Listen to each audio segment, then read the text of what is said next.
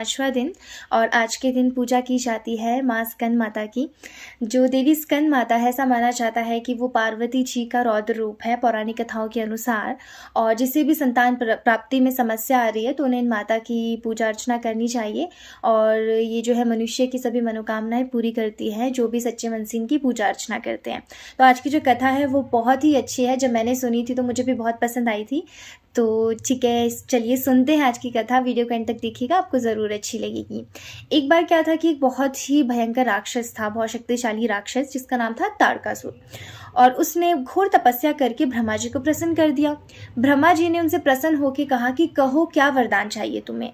तो तारकासुर ने कहा कि मुझे ना अमर होने का वरदान चाहिए, मुझे कभी कोई मार ना सके। तो उस पर ब्रह्मा जी ने कहा कि ये नियति का नियम है, ये नियम है इस संसार का कि अगर कोई भी संसार में जिसने भी जन्म लिया है तो उसकी मृत्यु अवश्य होनी ही है, ये निश्चित है। तो ये वरदान तो वो उन्हें नहीं दे सकते थे। तो ब्रह्मा जी ने उन्हें ये कहा तो उस पर जो तारकासुर था वो खुद को बहुत चतुर समझता था। उसने कहा कि ठीक है, तो मेरी मृत्यु केवल भगवान शंकर के पुत्र के हाथों ही हो और कोई भी मुझे मार ना सके। क्योंकि वो जानता था कि जो भगवान शंकर है वो सन्यासी है और वो कभी विवाह नहीं करेंगे, उसे ऐसा लगता था। तो उसने ये वरदान मांग लिया, ब्रह्मा जी ने भी ये वरदान उन्हें दे दिया। अभी कोई जीवन जिसने इस संसार में जन्म लिया है तो उसकी मृत्यु तो अवश्य होनी ही है।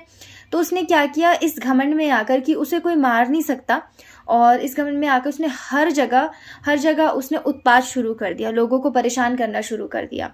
जिससे परेशान होकर सभी जो देवता थे वो भगवान शंकर के पास पहुंचे। तो भगवान शंकर ने पार्वती माता से विवाह किया और पार्वती माता के पुत्र यानी कि कार्तिकेय जी का नाम ही स्कंद है।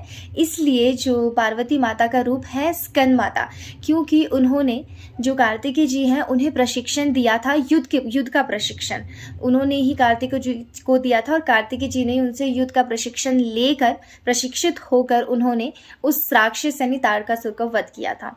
तो इसीलिए उन्हें स्कंद माता कहा जाता है और आज के दिन की पूजा अर्चना की जाती है। और ऐसा माना जाता है कि जिस भी मनुष्य को अगर कोई संतान प्राप्ति में समस्या आ रही है, कोई मनोकामना है उनकी, तो जो माता देवी स्कंद माता है वो उनकी मनोकामना अवश्य पूरी करते हैं, जो भी सच्चे मन से उनकी पूजा अर्चना करते हैं।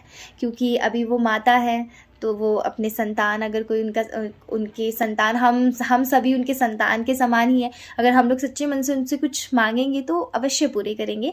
तो आप भी आज उनकी दिल लगाकर, मन लगाकर उनके सच्चे मन से पूजा अर्चना कीजिए। जो भी आपकी परेशानियां वो ज़रूर पूरी करेगी, जो भी आपकी परेशानियां हैं वो ज़रूर उसे दूर करेगी।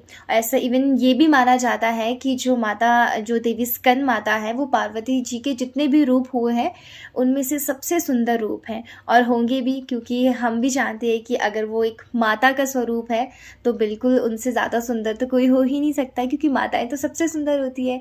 तो ठीक है, आप भी आज उनकी पूजा अर्चना कीजिए और आशा करते हैं कि माता रानी आपकी सभी मनोकामनाएं पूरी करे। जय माता दी। हरे कृष्णा।